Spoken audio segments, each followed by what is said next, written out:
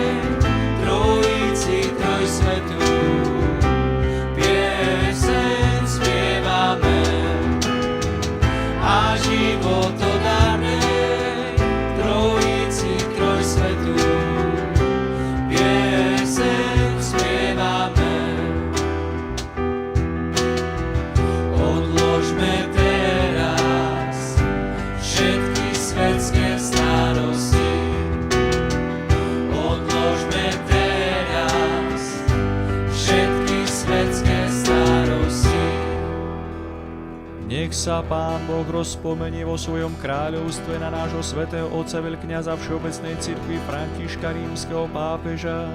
na nášho najsvetenejšieho otca arcibiskupa metropolitu Jána, na všetkých kňazov, diakonov, reholníkov, na tých, čo spravujú a ochraňujú našu krajinu, na šľachetných a nezabudnutelných zakladateľov a dobrodincov našich svätých chrámov,